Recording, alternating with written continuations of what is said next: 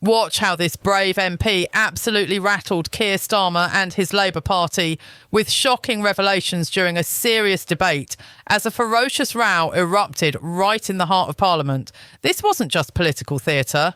This was a full-blown confrontation that left the chamber stunned and the Labour frontbench scrambling for composure. Let's watch this clip. Before we continue, I have one small request. If you're enjoying this deep dive into British politics, please take a moment to like this video and subscribe to Britain Briefed. Believe it or not, over 98% of you watch these videos without subscribing. It's completely free and it helps us keep bringing you the hard-hitting stories that matter. Thank you, Mr. Speaker, and I thank the Minister for advance sight of her statement. In January, the Home Secretary said the government would conduct 5 local inquiries into the rape gangs which have terrorised so many innocent children. Over 3 months since the government announced these local inquiries, Tom Crowther KC, a barrister invited by the Home Office to help establish them, knows almost nothing about their progress, and neither do we. Why is the framework for local inquiries now being led by ministers rather than by independent voices such as Tom Crowther? Why is the £5 million set aside for inquiries no longer being allocated, but instead delivered on an opt-in basis?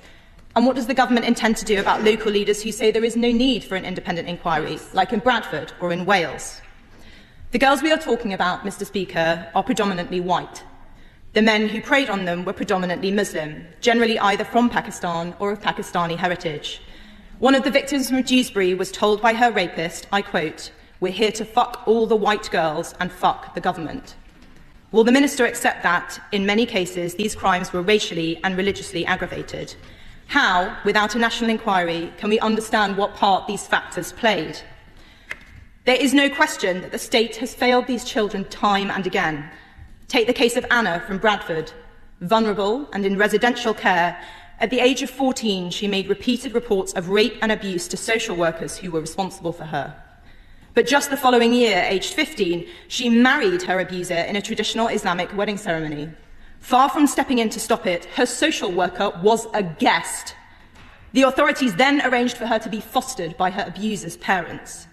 The ringleader of the Rochdale rape gang, Shabir Ahmed, was employed as a welfare rights officer by Oldham Council. And yet not one person, not one, has been convicted for covering up these institutionalised rapes.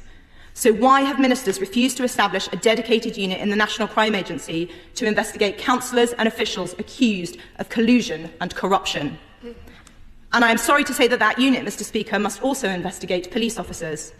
In one case, the father of an abuse victim in Rotherham was arrested by South Yorkshire Police when he attempted to rescue his daughter from her abusers. He was detained twice in one night while, on the very same evening, his daughter was repeatedly assaulted and abused by a gang of men. It is clear these criminals were unafraid of law enforcement. In Kirklees, Judge Marson said, "You were seen with your victim on at least 3 occasions by the police. None of that deterred you, and you continued to rape her." How, without a national inquiry, can we know how and why these monsters enjoyed effective immunity for so long, and how can we be sure it will not happen again? We on this side of the House have voted for a national inquiry and tabled amendments which would guarantee the publication of ethnicity data on a quarterly basis, terminate the parental rights of convicted sex offenders, and make membership of a grooming gang an aggravating factor during sentencing so that offenders get the longer, harsher sentences they deserve. Will the Minister commit today to adopting these amendments to protect our children?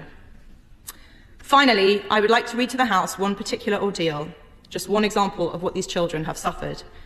I must warn colleagues, and especially those in the gallery, that this is extremely graphic, but we must not look away or sanitise this evil.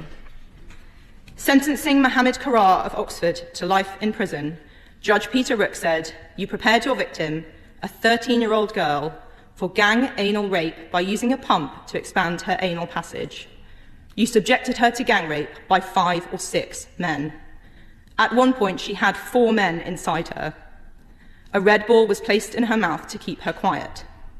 When she was 12, after raping her, she threatened you with your lock knife.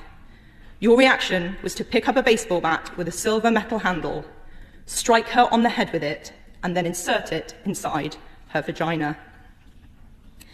This is not about me. It is not about the Minister or the Home Secretary or any of us in this chamber. It is about them. Little girls up and down our country whose brutal and repeated rapes were permitted and hidden by those in the British state whose job was to protect them. They deserve justice. In 5 towns, these children and their families may get partial answers. But I have mentioned 5 towns in the last few minutes alone, and there are at least 45 more. In those places, they will get no answers at all. What does the Minister have to say to them? The British people deserve to know the truth. What darker truths does the suffering of these girls reveal about this country? And why won't the government find out? Incredible scenes. What you just watched wasn't just a fiery exchange. It was a moment that could shift the political tide.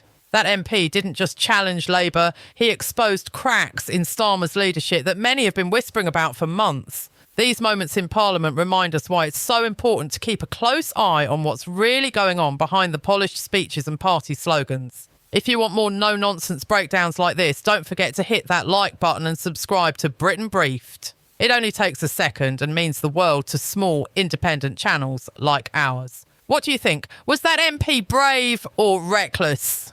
Drop your thoughts in the comments and stay tuned because there's plenty more political drama to come.